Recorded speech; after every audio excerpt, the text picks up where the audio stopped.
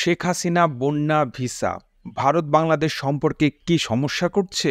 বাংলাদেশের বিরোধী দলগুলো শেখ হাসিনাকে ভারতের কাছ থেকে প্রত্যর্পণের দাবি জানিয়েছে এবং তার দেশ থেকে পালিয়ে যাওয়ার পর উত্তেজনা ছড়িয়ে পড়ে। গত সেপ্টেম্বরে ভারতীয় প্রধানমন্ত্রী নরেন্দ্র মোদী নয়াদিল্লিতে G20 সম্মেলনে বিশেষ অতিথি হিসেবে তার বাংলাদেশি প্রতিপক্ষ শেখ হাসিনাকে বরণ করে নেন। এটি একটি প্রতিবেশীর প্রতি উষ্ণতার এমন এক প্রকাশ ছিল যা ভারত বাংলাদেশকে বিশেষভাবে ঘনিষ্ঠ অংশীদার হিসেবে যে দেখেছিল তা প্রমাণ বহন করে।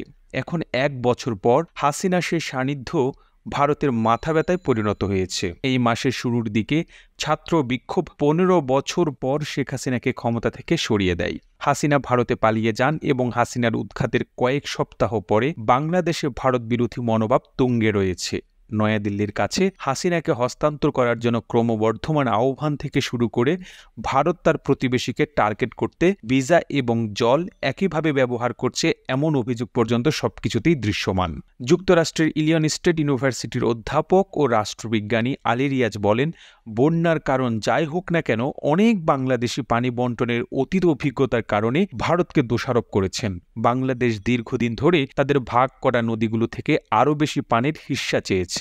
এরকম একটি তিস্তা নদীর পানির চুক্তির জন্য 1 দশকেরও বেশি সময় ধরে অপেক্ষা করতে হচ্ছে, যা ঢাকার জন্য একটি বেদনাদায়ক বিষয়। অন্যদিকে গত মঙ্গলবার দক্ষিণ পশ্চিম বাংলাদেশের ঢাকা ও সাতক্ষীরায় ভারতীয় ভিসা আবেদন কেন্দ্র বন্ধ ছিল। কয়েকশো মানুষের তাদের ভিসা প্রক্রিয়াকরণে বিলম্বের বিরুদ্ধে প্রতিবাদ করার একদিন পর এটি ঘটে। হাসিনাকে ক্ষমতাচ্যুত করার পর নিরাপত্তা উদ্বেগের মধ্যে ভারত ঢাকায় তার কূটনৈতিক উপস্থিতি কমিয়েছে। বিক্ষোভের লোকেরা তাদের পাসপোর্ট ফেরত দেওয়ার দাবি জানায়। 2023 সালে প্রায় 1.6 মিলিয়ন বাংলাদেশি ভারতে গিয়েছিলেন, দেশটির নাগরিকদের জন্য যা শীর্ষ গন্তব্য। বাংলাদেশিদের ভারতে যাওয়ার সবচেয়ে বড় কারণ পর্যটন ও চিকিৎসা। এদিকে বাংলাদেশের অভ্যন্তরে ভারতের বিরুদ্ধে ক্ষোভ হচ্ছে বৈধ ইস্যুতে বছরের পর বছর ধরে জ্বলন্ত অসন্তোষের প্রতিফলন। হাসিনার প্রতি ভারতের অযোগ্য সমর্থন, যার অর্থ হল এটি 3টি জালিয়াতিপূর্ণ নির্বাচন এবং মানবাধিকারের গুরুতর লঙ্ঘন যা ভারত সমর্থন করেছিল। তিনি জাতীয় পার্টিকে নির্বাচন বর্জন করা থেকে বিরত রাখতে 2014 সালের নির্বাচনের আগে ভারতের সাবেক পররাষ্ট্র সচিব সুজাতা সিং এর বাংলাদেশ সফরের উদাহরণ তুলে ধরেন। আলী রিয়াজ বলেন, এটি আওয়ামী লীগকে একটি লাইফলাইন দিয়েছে। বেশিরভাগ বিরোধী দল নির্বাচন বর্জন করেছিল, যা বেগম খালেদা জিয়া সহ বিএনপির সিনিয়র নেতাদের গ্রেপ্তারের পরে ঘটে।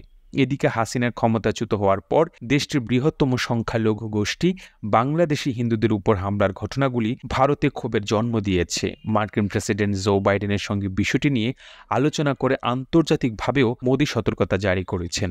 বাংলাদেশের অন্তর্বর্তীকালীন সরকারের প্রধান উপদেষ্টা ডক্টর মোহাম্মদ ইউনুস 16 আগস্ট মোদীকে ফোন করে তার দেশে হিন্দুদের নিরাপত্তার আশ্বাস দেন। একটি গণতান্ত্রিক, স্থিতিশীল, শান্তিপূর্ণ এবং প্রগতিশীল বাংলাদেশের প্রতি ভারতের সমর্থন পুনর্ব্যক্ত করেছে বলে ভারতীয় প্রধানমন্ত্রী তার এক্সে লিখেন। হাসিনা 5 আগস্ট সামরিক হেলিকপ্টারে বাংলাদেশ থেকে পালিয়ে যান এবং নয়াদিল্লির কাছাকাছি একটি সামরিক ঘাঁটিতে অবতরণ করেন, যেখানে তাকে ভারতের জাতীয় নিরাপত্তা উপদেষ্টা অজিত দোভাল অভ্যর্থনা জানান। তখন থেকে তিনি ভারতের রাজধানী এবং এর আশেপাশে বসবাস করছেন বলে ধারণা করা হয়। কিন্তু হাসিনাকে বাংলাদেশে ফেরত পাঠানোর দাবি বাড়ছে বলে জানাচ্ছে ভারতীয় বিশ্লেষকরা। গত সোমবার প্রধান বিরোধী দলের মহাসচিব মির্জা ফখরুল ইসলাম আলমগীর ভারতীয় গণমাধ্যমকে বলেছেন, হাসিনাকে বাংলাদেশে হস্তান্তর ও বিচার করতে হবে। একই দিনে এই দাবির প্রতিধ্বনি করেন জাতীয় পার্টির চেয়ারম্যান মোহাম্মদ কাদের। গত 6 আগস্ট বিলুপ্ত বাংলাদেশের সংসদে বিরোধী দলীয় নেতা ছিলেন এই কাদের। ভারতের উচিত বাংলাদেশকে তার কাছ থেকে জবাবদিহিতা নিতে সাহায্য করা, কারণ সে স্পষ্টতই বাংলাদেশের অনেক ক্ষতি করেছে। আলমগীর ভারতীয় মিডিয়ার উদ্ধৃতি দিয়ে বলেছেন, হত্যা তদন্ত সহ একাধিক আইনি মামলার মুখোমুখি রয়েছেন সাবেক এই প্রধানমন্ত্রী। গত সপ্তাহে নোবেল বিজয়ী মোহাম্মদ ইউনুসের নেতৃত্বাধীন বাংলাদেশের অন্তর্বর্তীকালীন সরকার হাসিনার কূটনৈতিক ভিসা বাতিল করেছে। তাছাড়া হাসিনা কতদিন বৈধভাবে ভারতে থাকতে পারবেন তা স্পষ্ট নয়। ভারত সরকার এই বিষয়ে কোনো মন্তব্যও করেনি। অন্যদিকে বাংলাদেশের দুর্যোগ ব্যবস্থাপনা ও ত্রাণ মন্ত্রণালয় গত 23 আগস্টে জানিয়েছে যে প্রায় 1,90,000 মানুষকে জরুরি ত্রাণ আশ্রয় কেন্দ্রে নিয়ে যাওয়া হয়। মন্ত্রণালয় জানিয়েছে বাংলাদেশের 64 জেলার মধ্যে 11টি জেলায় বন্যায় ক্ষতিগ্রস্ত হয়েছে। বন্যায় দেশের বাকি অংশ থেকে 10 লাখের বেশি মানুষ বিচ্ছিন্ন হয়ে পড়ে। ভারতের পররাষ্ট্র মন্ত্রক 22 আগস্ট একটি বিবৃতি প্রকাশ করে বলেছে যে বন্যাটি অত্যাধিক বৃষ্টি এবং বাঁধের নিচের দিকে বড় জলাভূমি থেকে জলের কারণে হয়েছে। বিবৃতিতে বলা হয়েছে, আমরা দ্বিপাক্ষিক পরামর্শ ও প্রযুক্তিগত আলোচনার মাধ্যমে পানি সম্পদ এবং নদীর পানির ব্যবস্থার সমস্যা ও পারস্পরিক উদ্বেগ সমাধানে প্রতিশ্রুতিবদ্ধ।